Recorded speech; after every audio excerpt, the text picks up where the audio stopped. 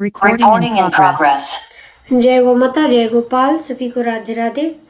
आज की क्लास हम शुरू करते हैं। पिछली क्लास में हमने पढ़ा था गौ माता का पुराणों में महत्व। आज हम पढ़ेंगे भिन्न भिन्न संप्रदायों और भिन्न भिन्न धर्मों में गौ माता का महत्व। सबसे पहले आज हम जानेंगे श्री राम के जीवन में गाय का क्या महत्व था। भगवान श्री राम के लीला प्रसंगों का अनुशीलन करने पर उनके उपकरणों में गाय की विशेषता के दर्शन होते हैं। महाराज दशरथ ने पुत्र कामेष्ठी यज्ञ के समय 10 लाख गायें दान की थीं। राजा दशरथ के यज्ञ में अग्निदेव खीर का एक पात्र लेकर प्रकट हुए थे। उस खीर को राजा दशरथ की तीनों रानियों ने खाया था। परिणाम स्वरूप भगवान भाइयों सहित अवतरित हुए।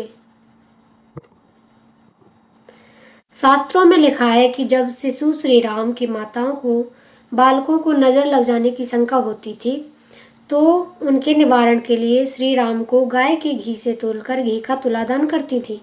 मानस की चौपाई में वर्णन मिलता है, भाजी चले किलकत मुख दधी ओदन लपटाई। इसका अर्थ है श्री राम भोजन करते करते अवसर पाकर मुख में दधी भात लपेटे हुए भाग जाते थे। भगवान श्री राम के विवाह के अवसर पर राजा जनक ने महाराज दशरथ से अनुरोध किया था कि हे राजन, श्री राम लक्ष्मण से पहले गोदान करवाइए, बाद में विवाह कार्य संपन्न होंगे। राजा जनक के अनुरोध पर महाराज दशरथ ने श्री राम लक्ष्मण के हाथों स्वर्ण मंडित सींगों वाली 4 लाख गायें कांसे के दोहन पात्र के साथ ब्राह्मणों को दान करवाईं। विश्वामित्र जी ने श्री राम को भयंकर यक्षी ताड़का के वध करने के लिए कहा था। रावण का गायों के प्रति शत्रुभाव था। रावण के अनुचर जिस नगर में गाय और ब्राह्मणों को देखते थे तो वहां पर आग लगा देते थे। विप्रधेनु सुर संत हित लीन मनुज अवतार। मानस के अनुसार श्री राम ने विप्रधेनु सुर संतों के हित के लिए अवतार लिया था। जब जब होए धर्म की हानि, बाढ़हि असुर अधम अभिमानी। तब तब धरि प्रभु विविध शरीरा, हरहि कृपा निधि सज्जन पीरा। जब जब धर्म की हानि होती है और पाप बढ़ता है तब तब भगवान मनुष्यों का उद्धार करने के लिए तथा उनकी रक्षा करने के लिए अवतार लेते हैं। लंका में युद्ध करने का श्री राम का एक और हेतु था, गौघाती आतताई असुरों का विनाश करना। राम राज्य में गौएं पूज्या थीं। गौ की सेवा राजधर्म था। श्री राम सोकर उठते ही कामधेनु का स्मरण करते थे। सीता जी नित्य ही कामधेनु की पूजा करती थी और उसे पकवान खिलाती थी। भगवान श्री राम का अवतार यज्ञ की रक्षा के लिए हुआ था। रावण के द्वारा यज्ञ पर आक्रमण किया जाता था। भगवान राम का जन्म पुत्रेष्ट यज्ञ के द्वारा गायों की रक्षा के लिए सूर्यवंशी कुल में हुआ। अग्निदेव उनके कुल देवता थे, अतः वे अग्नि के उपासक थे। गोस्वामी तुलसीदास जी ने बताया है कि गौदज हितकारी प्रभु मर्यादा पुरुषोत्तम के रूप में प्रकट होने के प्रमुख कारणों में एक गौहित भी था। अध्यात्म रामायण के अनुसार श्री राम का बाल्य जीवन गौ और गौवत्सों के संसर्ग में बीता। भगवान राम ने 10 सहस्त्र करोड़ों गायों का दान किया था। वाल्मीकि रामायण के अनुसार मर्यादा पुरुषोत्तम श्री राम ने बन जाने के पूर्व एक ब्राह्मण को एक गौशाला ही दान कर दी थी। भगवान श्री राम के बालकाल के भरत जी 14 वर्ष तक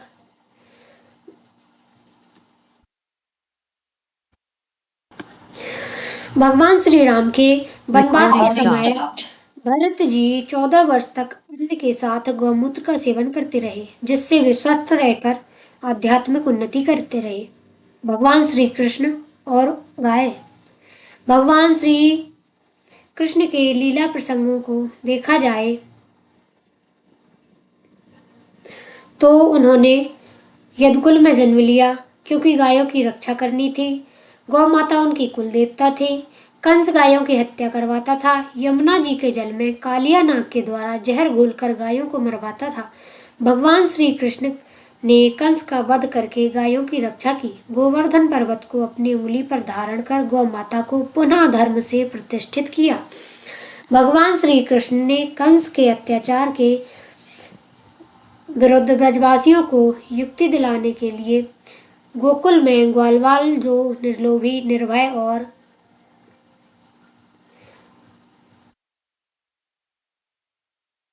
निर्भय थे उनको एकत्रित किया और उनका एक संगठन बनाया। उन्होंने खेल खेल में कंस के विरुद्ध संघर्ष करने के लिए उन ग्वालवालों को शिक्षित, प्रशिक्षित एवं प्रेरित किया। गोपियों की मटकी फोड़ना एवं माखन चोरी लीला के द्वारा समस्त गोकुलवासियों को कंस के विरुद्ध संघर्ष करने के लिए मजबूर किया। इस तरह भगवान श्री कृष्ण के द्वारा गौचारण लीला ग्वालवाल को मेधावी, बलवान और स्वावलंबी एवं संघर्षशील बनाने का एक सशक्त आंदोलन था। माता यशोदा बालकृष्ण के बाल पर गौरोचन का तिलक लगाती थी। श्याम सुंदर बालकृष्ण चुपचाप जाते और गायों के बछड़ों को खोल देते थे, क्योंकि बछड़ों को अपनी माँ के थनों से दूध पीने के लिए मिलता था। बाबा मोहे दूहन सिखावो। श्याम सुंदर नंद बाबा से कह रहे हैं, मुझे गाय दोहना सिखाओ। यशोदा नंदन गौ दोहन कला में अत्यंत कुशल हो गए। ब्रज वनिताएं गौ दोहाने के लिए उन्हें घर लेकर जाती थी, क्योंकि दूध न देने वाली गाय भी श्री कृष्ण के दोहने पर दूध दे देती थी। मैया मैं गाय चरावन जय हूँ। नंद नंदन अपनी माँ से गाय चराने जाने की जिद करते हैं। कृष्ण गायों के पालक थे, इसलिए गोपाल कहलाए। माखन चोरी अर्थात गौ, गरीब और नारी के प्रति समाज में ममत्व का भाव पैदा करना था। गौ सेवा से आम लोगों का लगाव पैदा करना, गाय का दूध, दही, घी सेवन करने के लिए समाज को प्रेरित करना था। समाज को सात्विक गुणों से युक्त, शक्तिशाली और बलवान बनाना, गौ और धर्म रक्षा के लिए लोगों को प्रेरित करना मुख्य उद्देश्य था। भगवान श्री कृष्ण के द्वारा गाय को गोवर्धन की पूजा की और समाज को प्रेरित किया गया, जिनकी कृपा से समस्त गोकुलवासी सुखी और समृद्ध हुए थे। उपनिषद रूपी गायों का दोहन कर गीतामृत पान कराने वाले गोपाल कृष्ण ने हलधर बलदेव की अगुवाई में बिना कृषि गोपालन किए मौज मस्ती करने वाले लोगों का शासन पलटा। भगवान कृष्ण के समय जिन्होंने गौपालन की कीर्तिमान स्थापित किया, उनमें थे उपनंद, नंद, वृषभानु, वृषभानुज, नंदराज। उपनंद के पास 5 लाख गायें थी, नंद के पास 9 लाख गायें थी, वृषभानु के पास 10 लाख गायें थी, वृषभानुज के पास 50 लाख गायें थी, नंदराज के पास 1 करोड़ गायें थी। भक्त कवि छीत स्वामी जी रचना में उन्होंने श्री कृष्ण और गाय पर प्रकाश डाला है। आगे गाय पाछे गाय, इत गाय उत गाय, गोविंद को गायन में बस बोई भावे। गायन के संग धावे, गायन में सचु पावे, गाय की खुर रज अंग लपटावे। गायन सो ब्रज छायो, बैकुंठ विसरायो, गायन के हेत गिरि कर ले उठावे। छीत स्वामी गिरधारी, विठलेश बसुधारी, ग्वारिया को भेष धरे गायन में आवे। आगे गाय पाछे गाय, इत गाय उत गाय, गोविंद को गायन में बस वही भावे। Recording in progress. विभिन्न मत संप्रदायों में गाय का महत्व और स्थान। स्वर्ण युग में गाय चंद्रगुप्त का पौत्र सम्राट अशोक अहिंसावादी बौद्ध था। उसने अपने शासनकाल में प्राणी हत्या बंद कर दी थी, बैलों की वधिया करने की प्रथा भी बंद कर दी थी, गौशालाएं खुलवाई थी। उनके समय दक्षिण भारत में 7 वाहनों का राज्य था। इनके समय शासनकाल में यज्ञों के समय गायों के दान करने का उल्लेख महाराष्ट्र के अंतर्गत नाड़े घाट में मिलने वाले शिलालेखों में मिलता है। महाराष्ट्र और गुजरात के प्रसिद्ध राजा न्यायपाल के जमाता ऊसवदात द्वारा लाखों गायों का दान करने का उल्लेख शिलालेखों में आया है। अशोक के शासन पश्चात द्वितीय चंद्रगुप्त के शासनकाल में चीन देश का यात्री फाहियान भारत आया था। उसने लिखा है कि उस समय किसी के द्वारा प्राणी हिंसा नहीं होती थी, गाय बैल को बेचा नहीं जाता था, किसी बाजार में कसाई की कोई दुकान नहीं थी। हर्ष के शासनकाल में हमीवन सांग यात्री आया था। उस समय गौ हत्या निषेध तो थी ही, अपितु अन्य पशुओं का मांस भी वर्जित था। इस्लाम में गाय की कुर्बानी करना इस्लाम का धर्म नहीं है। फतवे हुमायूं भाग 1 पृष्ठ 360 में कहा गया है, ना तो कुरान और ना अरब की प्रथा ही गाय की कुर्बानी का समर्थन करती है। हकीम अजमल खान मुसलमान गाय नहीं मारी क्योंकि वो गौवध हदीस के खिलाफ काम है, ऐसा मानते थे। मौलाना हयात साहब मुल्लाओं की राय लेकर अफगानिस्तान के अमीर ने गौवध बंदी का कानून बनाया था और उसी के आधार पर एक फरमान जारी करके हैदराबाद के निजाम ने अपने राज्य में गौवध बंद करवा दिया था। मुसलमानी शासनकाल के अंत में उस मत के नेताओं द्वारा समय समय पर जारी फतवे जारी किए गए। गौ भक्त मुसलमान फकीर गो प्यारा है शायद लिखते हैं, गौ मेरी माता है। अगर दिल से गाय की मोहब्बत की जाए तो हम दुनिया भर के ऐशो आराम से भर जाएंगे। बेंगलोर के बैरिस्टर एटला अब्दुल हमीद ने कहा कि कुरान शरीफ में गौवध का आदेश नहीं है। 1915 में कुस्तुनतुनिया के सुल्तान ने बकरीद के समय गाय की कुर्बानी करने से हिंदुस्तानी मुसलमानों को मना किया था। मंगरोल निवासी पीर मियाँ साहब अपनी गद्दी छोड़कर जीवन भर गौरक्षा का काम करते रहे। ब्रिटिश शासनकाल में नवाब रावलपुर, नवाब मंगलूर, नवाब दुजाना, करनाल, नवाब गुड़गांव, नवाब मुर्शिदाबाद ने अपनी रियासतों में गौ हत्या बंद करवाई थी। लखनऊ के 6 उलमाई सुन्नत ने गौ हत्या बंदी का फतवा दिया था। स्वतंत्रता सेनानी हकीम अजमल खान का कहना था कि ना तो कुरान और ना ही अरब की प्रथा ही गाय की कुर्बानी की इजाजत देती है। मैं तो लोगों को कहता हूँ कि गाय बैल दोनों के कितने उपकार हैं। कुरान शरीफ तो पूछता है, हल जजाउल एहसानी इलल एहसानू, अर्थात एहसान का बदला एहसान के सिवाय और क्या हो सकता है। जमरोली के हकीम इस्लाम भाई रुस्तम खान पठान थे। वे भगवान कृष्ण के भक्त होकर रसखान बन गए। रसखान मुसलमान होकर भी गौ भक्त हो गए।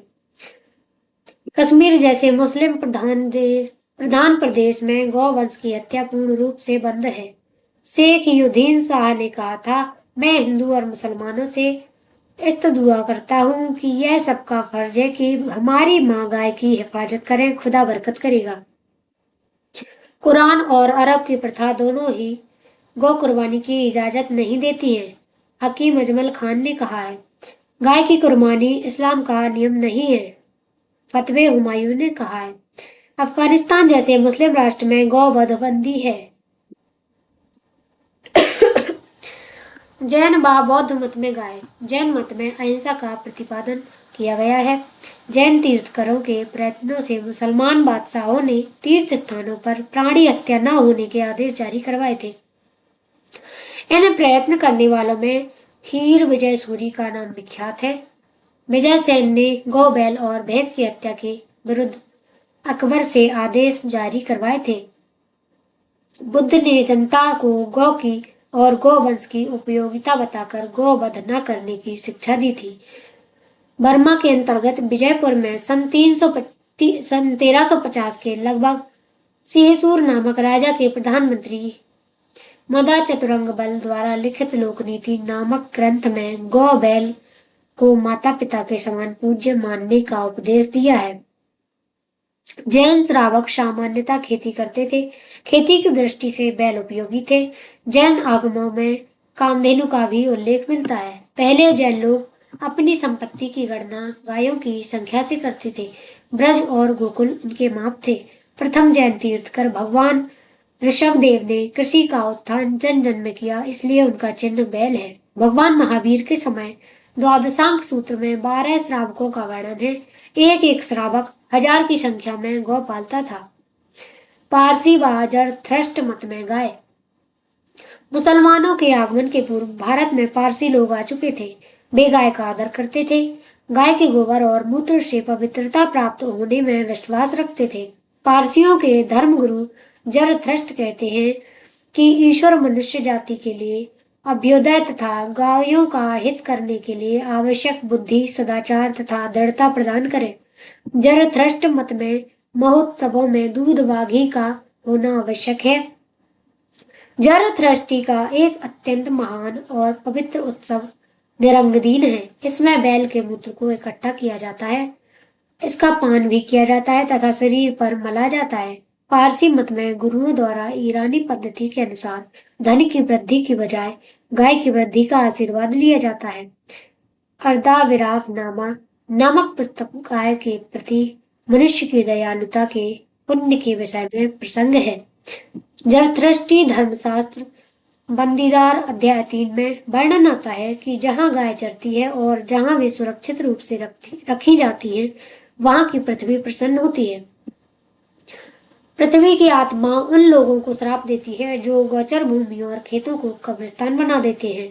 यूनानी मूर्तियों और प्राचीन ईरानी सिक्कों पर चित्र नामक देवता को भी बैल के साथ दिखाया गया है। यहूदी व ईसाई मत में गाय। ईसा मसीह का जन्म एक गौशाला में हुआ था, इसलिए ईसाई गायों के प्रति आदर भावना रखते हैं। बाइबल में वृषभ बैल को देवता माना है। फिलिस्तीन की खुदाई में मिट्टी के गौ की आकार की मूर्तियां निकली हैं। यहूदियों का दुग्ध से प्रेम था। ओल्ड टेस्टामेंट में गौ और गौ दुग्ध के संबंध में कम से कम 50 उल्लेख हैं।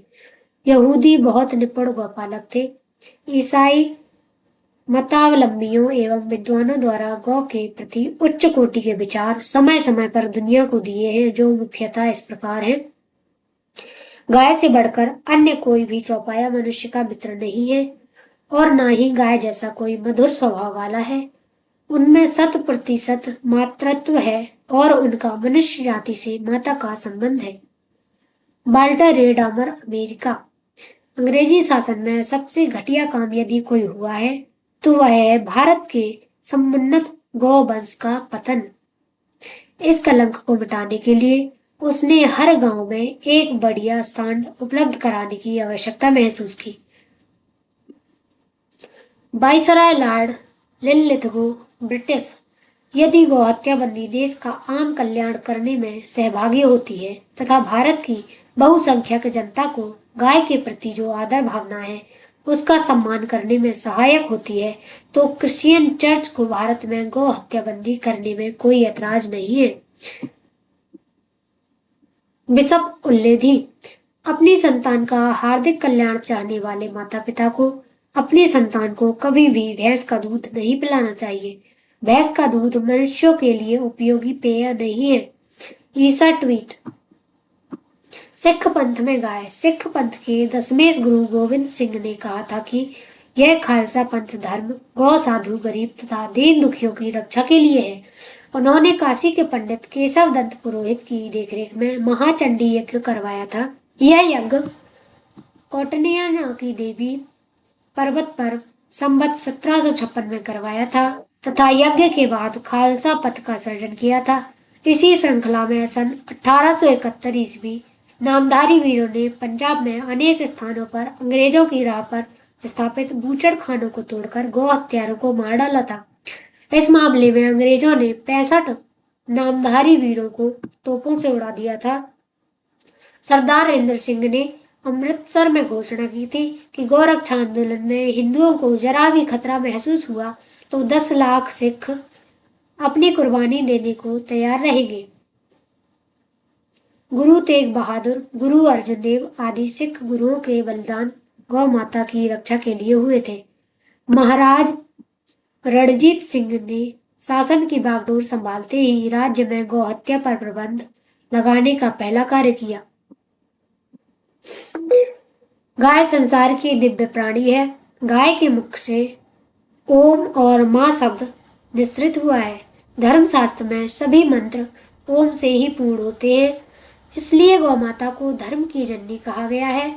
इस संसार में सजीव प्राणी के रूप में गौ माता और गुरु दोनों पूजनीय हैं। गुरु ने अपनी पूजा और सम्मान की परंपरा को धार्मिक व्यवस्था के अंतर्गत कायम रखा है। प्रकृति ने इस संसार में कुछ ऐसी वस्तुएं, पदार्थ, प्राणी का निर्माण किया है जिनकी तुलना आज के भोगवादी विज्ञान से नहीं की जा सकती। जिस प्रकार जन्म देने वाले माता पिता, गुरु, भगवान गोविंद और भगवान श्री राम की तुलना विज्ञान से नहीं की जा सकती, उसी तरह गौ माता का धार्मिक आध्यात्मिक महत्व विशेष है। उनकी तुलना आज के भोगवादी विज्ञान से नहीं की जा सकती। गौ माता हमारी संस्कृति का आधार और विश्व की माता है। वैदिक युग धर्म सिद्धांत के अनुसार वेद, यज्ञ, अग्नि और गौ माता की सेवा साधना का विशेष महत्व था, जो धर्म का मूलाधार है। उस समय भारत विश्व में जगत गुरु के पद पर आसीन था। भक्ति काल के आरंभ में अनेकों देवी देवताओं और उसके माध्यम से अनेकों मंदिरों की स्थापना के द्वारा धर्म के मूलाधार वेद, अग्नि और गौ का महत्व बताया गया। गौ वैदिक धर्म सांस्कृतिक की पहचान और वैदिक धर्म व्यवस्था है। वैदिक धर्म सिद्धांत के अनुसार सूर्य उपासना और कामधेनु साधना अत्यंत महत्वपूर्ण है। यह शाश्वत सत्य है कि गाय एक दिव्य जीवनदायिनी सामाजिक प्राणी है। उनके शरीर में कोई अशुद्धि नहीं है, पूर्ण रूपेण उपयोगी है। Recording in मात्र गाय की progress. सेवा और सानिध्य प्राप्त करने का महत्व है।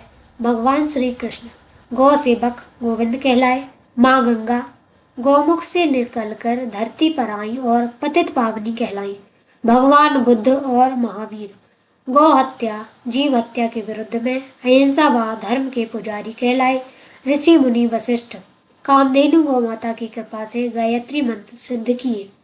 महर्षि दधीचि की अस्थि गौ माता की कृपा से इंद्र का वज्र बन गया। छत्रपति शिवाजी ने गौ माता की रक्षा महाराष्ट्र में की। देवी अहिल्याबाई होलकर, जिन्होंने गौ रक्षा के प्रति न्यायप्रियता दिखाई। मंगल पांडे गाय की चर्बी से युक्त कारतूस को अपने दांतों से खींचने के लिए मना करके गौ हत्या के विरुद्ध अंग्रेजी हुकूमत के विरोध में शस्त्र उठाए। सुपरिणाम आज हम स्वतंत्र हैं। करपात्री जी महाराज राष्ट्र में गौ हत्या के विरुद्ध आंदोलन किए। प्रेरित होकर अनेक संतों ने रैली की। रैली में अनेकों संत शहीद हो गए। विनोबा भावे जी पेट रोग से ग्रस्त होने के बाद चिकित्सक की सलाह पर नित्य गौ सेवा के साथ गौ दूध पान से पूर्ण स्वस्थ लाभ।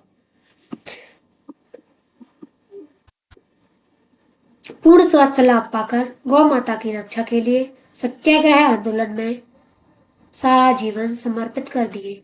लाल बहादुर शास्त्री जी गरीब परिवार में जन्म लिए। परिवार का आर्थिक आधार गौ सेवा ही थी। गाय का दुग्ध बेचकर शिक्षा ग्रहण की। बनारस में गौ सेवा संघ की स्थापना की। भारत के प्रधानमंत्री बनने के बाद शासन द्वारा पूरे राष्ट्र में गौ हत्या बंदी के लिए दृढ़ संकल्पित थे। गौ माता हमारी संपन्नता का आधार है। संपन्नता का अर्थ ज्ञान बल, प्राण बल, आत्मबल, मनोबल, शरीर बल, तप बल और धन बल से परिपूर्ण होना है। इन सातों बलों की प्राप्ति गौ माता के द्वारा हमारे जीवन में सहज ही हो जाती है। अतः पूर्व काल में गौ धन सम्मान के कारण ही भारत सोने की चिड़िया कहा जाता था। देश के विभिन्न प्रांतों में पाए जाने वाले देसी गौवंश की प्रजातियां अब ये हम अगली क्लास में पढ़ेंगे। जय गौ माता, जय गोपाल।